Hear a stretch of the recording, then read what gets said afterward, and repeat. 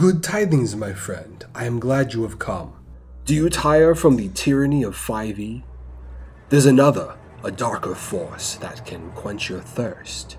It is known. I will always love 5e, but something about the OSR keeps drawing me in. But this game, Shadowdark, might be the answer you seek. Come, this way.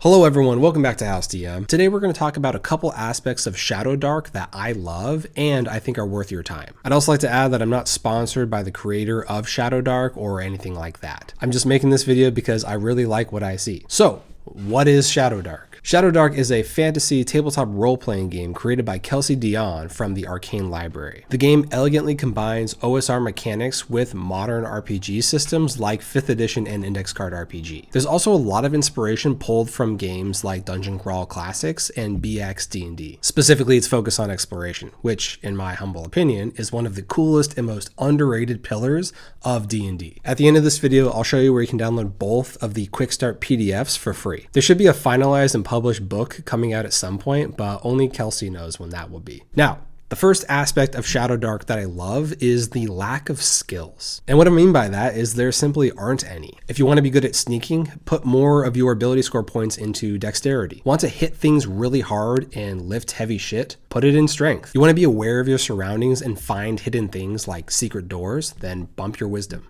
I already shifted to a similar system in my 5e homebrew rule set, and I'm happy to see that Shadowdark is doing the same. Also, there's no proficiency bonuses. The only bonus you get is that from your ability score modifiers and any talents that you might have. These ability scores also cap out at 18, yielding you with a +4. This is actually a very generous improvement on Old School Essentials, which has the same ability score being capped at 18, but you only get a +3. My first thought when I read this was a little concerned about not having that wonderful +5 bonus when you have a 20 in one of your stats. This is just one of the compromises that Shadowdark makes between 5e D&D and OSR game systems. And by compromises, I mean not as powerful as 5th edition, but not as fragile as OSR game systems. It's kind of somewhere in the middle. Shadowdark also incorporates a roll to cast system. In order to cast a spell, you must succeed on a spellcasting check where the DC is equal to 10 plus whatever the spell's tier is. I love this. I also tend to play in campaign settings where magic is this wild and dangerous aspect of the world, and I don't want it to be something that's just frivolously utilized. With a system like this and enough luck, you technically have infinite spellcasting capability, and you can even crit on your spellcasting checks. However, with bad luck, you have unreliable spells and the fear of rolling a natural 1. I honestly prefer this over the cantrip system in D&D 5e. I just feel like cantrips make magic feel kind of cheap, while Shadowdark makes magic feel unpredictable, powerful, and dangerous. Additionally, there are wizard mishap tables as well as a cleric penance table. Now, spellcasting mishap tables are fairly common if you've ever read Dungeon Crawl Classics or Index Card RPG, but a cleric penance table is something that I haven't really seen before. Basically, if a cleric fails to cast a spell by rolling a natural 1, their deity can actually revoke the usage of that spell until they complete some sort of penance.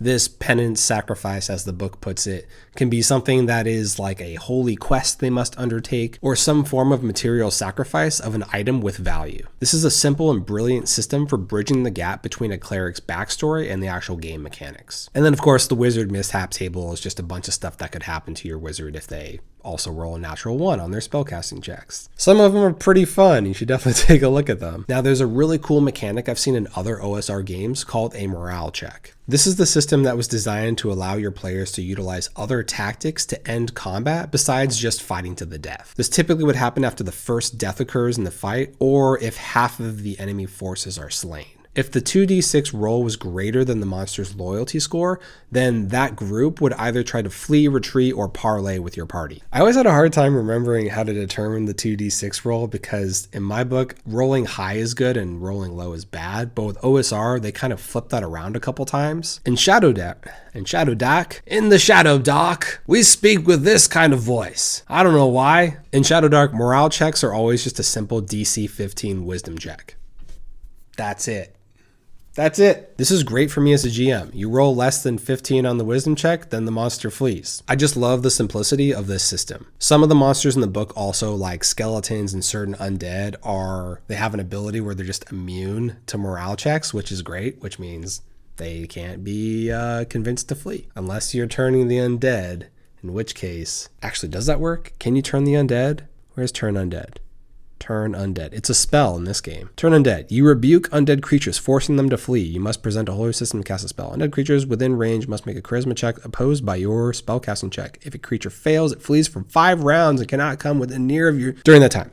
If it fails by 10 or more points, it is destroyed. So turn undead is like both turn undead and destroy undead, depending on how badly they fail. Yeah, seems pretty cool. Pretty cool. Good job, Kelsey. I like it.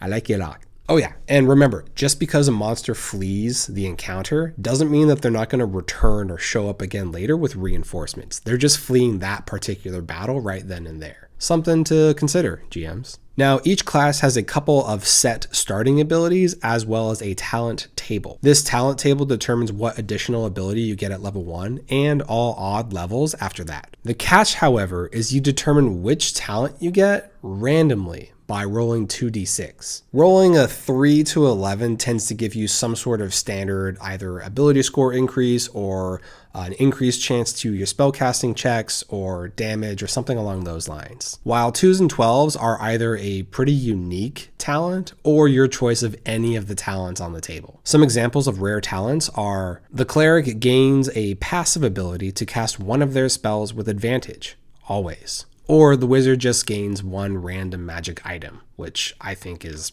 pretty freaking awesome. I think this is a really cool way to speed up character creation, and it wouldn't be too hard for you as a player to just have a conversation with your GM if you really want the consistency of being able to choose. There's a couple of regularly discussed D&D topics on the interwebs, and death save mechanics are certainly one of them. In Shadowdark, when a character drops to 0 hit points, they roll 1d4 plus their con modifier at the beginning of their next turn. And then after that, they die in that many rounds. They also get to roll a d20 on each subsequent turn after they've rolled their death timer. This is really fun because if they happen to roll a natural 20, then they rise back up to their feet with 1 hit point, similar to how the system works in D&D 5e. You think this wouldn't happen very often, but the last I think 2 or 3 deaths in my homebrew game literally had this happen. They dropped to 0 and I'm like, oh boy, those death saves, here we go. And then their first roll is a natural 20. And I'm like, wow, I thought this would make the game more lethal, but my players are just that lucky, I guess. Personally, I think adding your con modifier to that death timer is a little bit too generous in my book. But hey, it's really not clear in Shadowdark what happens when a monster hits a player character that's at 0 hit points already. Do you just adjust your timer die down by 1? Kind of like how you would take a death save like Mark in 5e, but instead your timer dice just goes down by 1? Or do you outright die? I can see both working really well and leading to very exciting and dramatic gameplay. But which do you think works best? Let me know in the comments down below. So speaking of hotly discussed topics on the internet, let's talk about encumbrance. I know a lot of people really hate tracking encumbrance. I feel like there's been these 2 common pools or groups of people. There are the people who are like, I just hand wave it all. I don't care about that at all. It is not worth the stress and the time. And then the other group is like, you must track all encumbrance. It is so important to keep an Excel document of the weight and track it because it's important. Shadowdark has a very elegant solution to this. Your player characters can carry 20 items. That is your inventory slots. Additionally, there is also a free to carry section on the character sheet that allows you to carry things that are like small, like keys or gemstones or other small items that you're like, really, is this going to take up 1 inventory slot? Really? I think this is a great compromise between keeping track of everything and hand waving encumbrance entirely. Another wonderful thing about Shadowdark, and surely an inspirational aspect of its name, is nobody has Darkvision.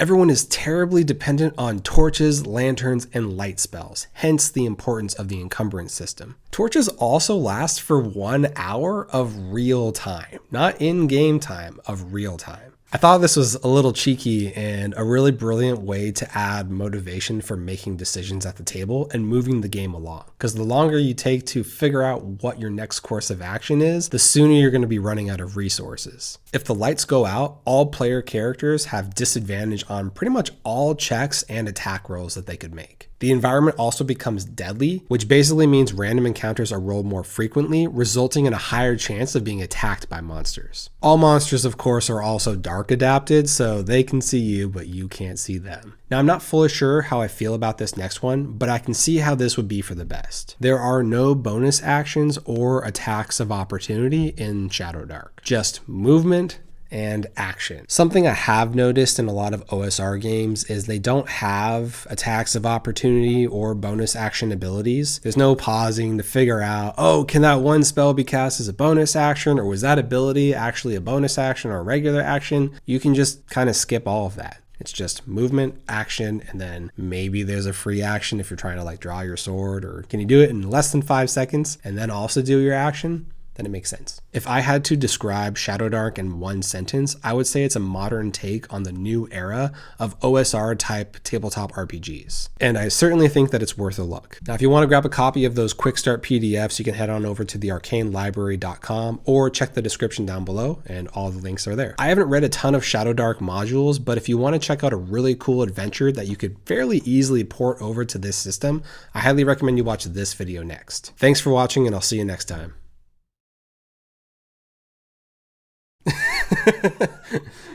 We're not live. Hello everyone, we're live. Welcome to House DM, first live stream. Somehow I already got there. No.